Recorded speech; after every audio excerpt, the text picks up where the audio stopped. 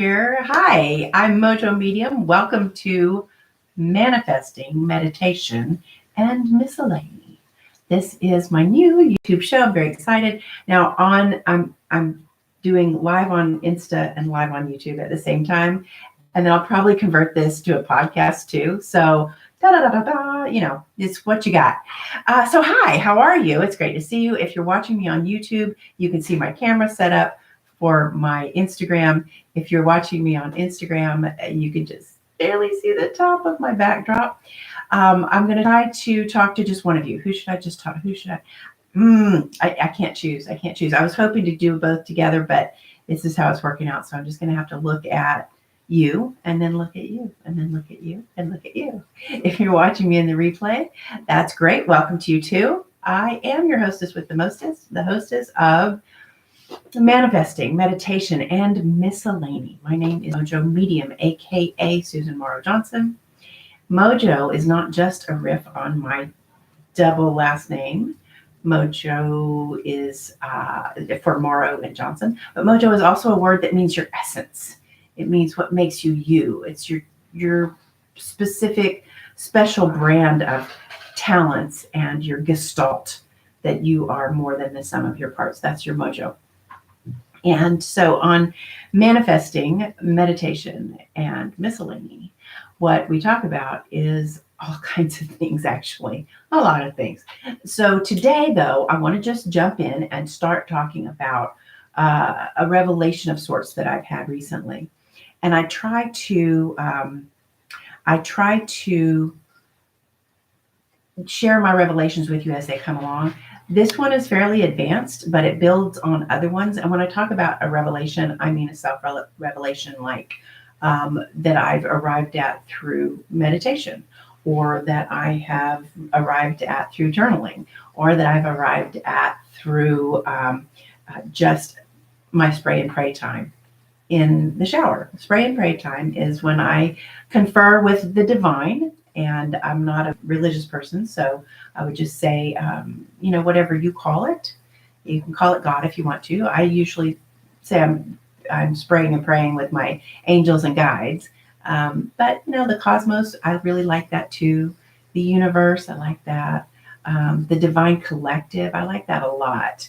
That expression, the communion of saints, that we use in the Apostles' Creed in the Christian church.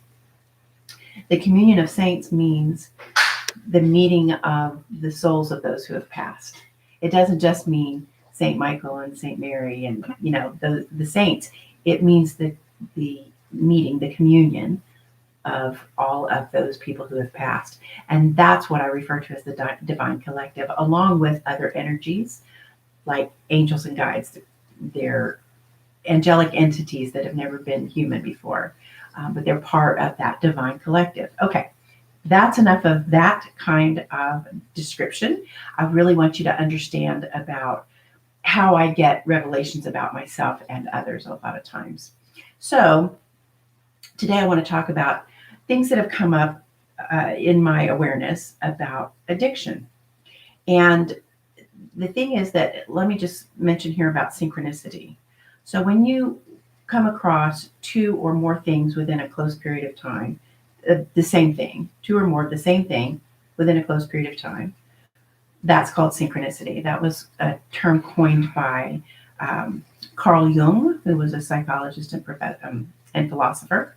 And synchronicity, sin is Greek for same, and chron is Greek for time, so happening at the same time. Doesn't have to be exactly the same time, but within a week or two or three, or within a day or two or three.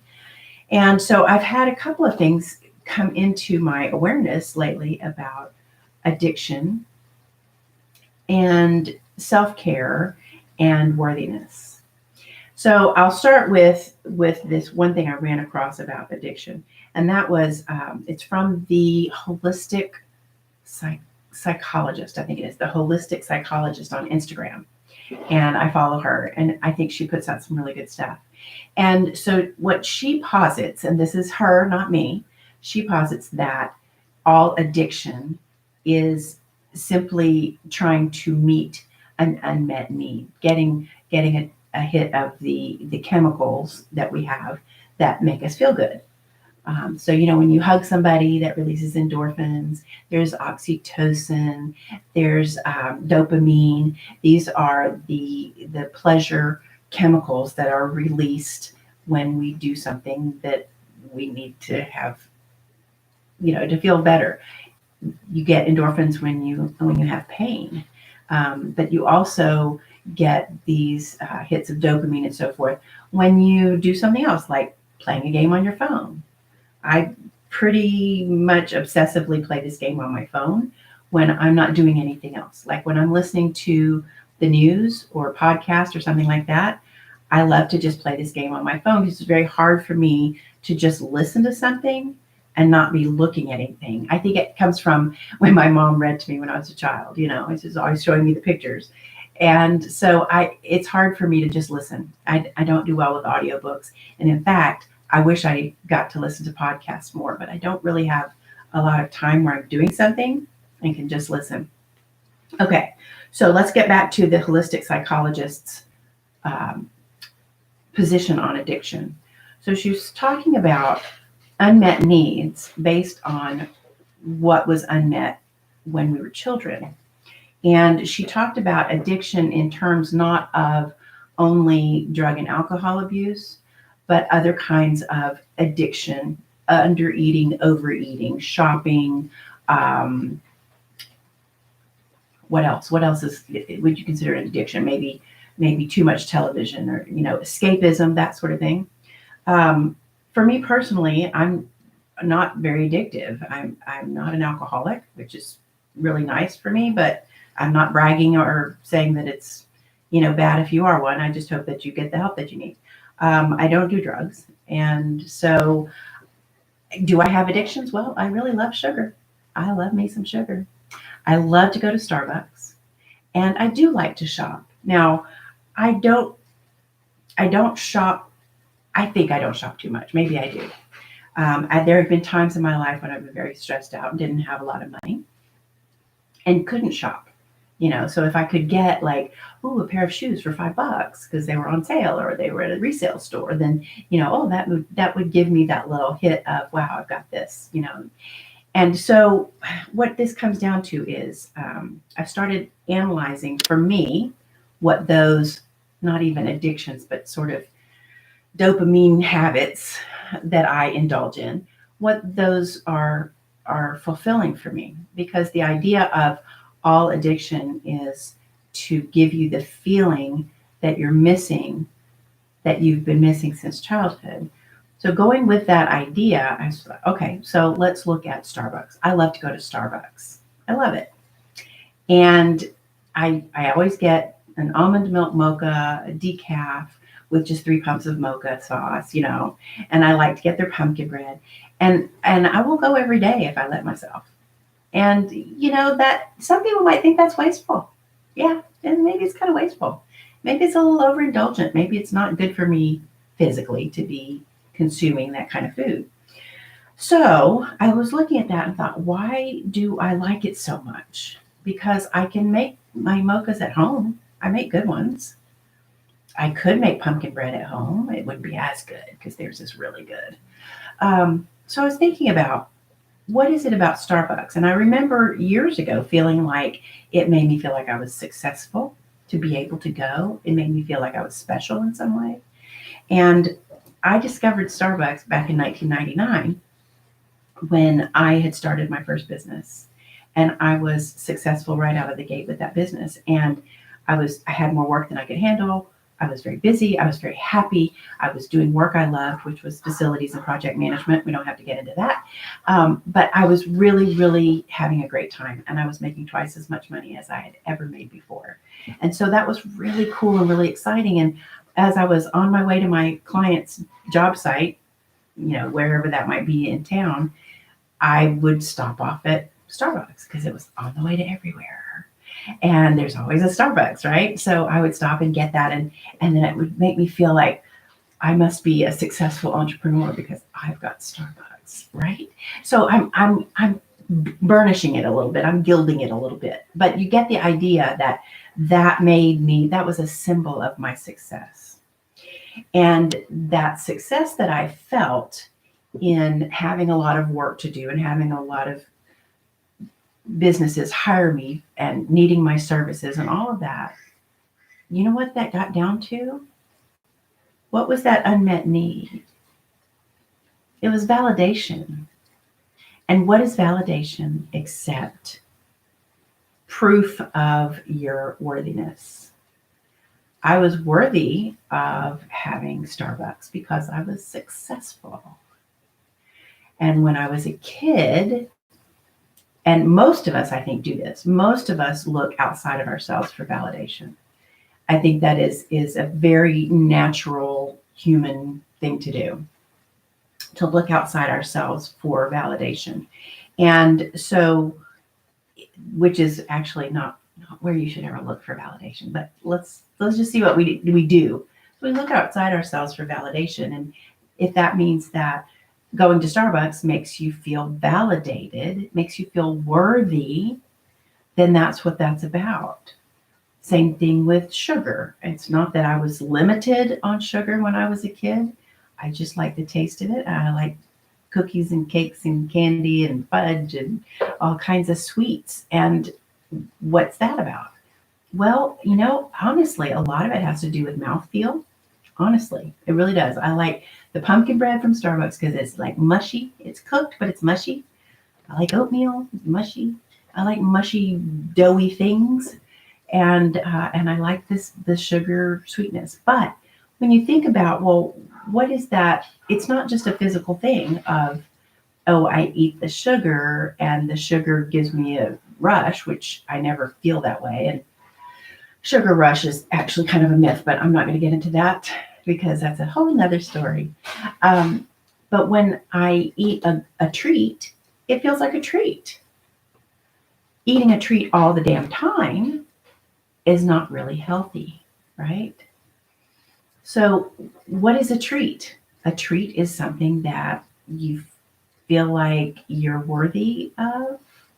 Did you get a birthday cake on your birthday and that made you feel worthy because you've got something that you want? Anytime you get something that you've been wanting, you're likely to, one of the reasons that you want it is that you feel more worthy, even when you go, bear with me on this one, especially women, especially those of us raised in the South. Oh, you shouldn't have, right? Let's say somebody gives you something you really, really want, a box of chocolates, and you say, oh, you shouldn't have. You know what? You should. You should have. They should have. They should give you that box of chocolates, and you should take it with great thanks and gratitude and say, I am worthy of this box of chocolates. This is a damn good thing.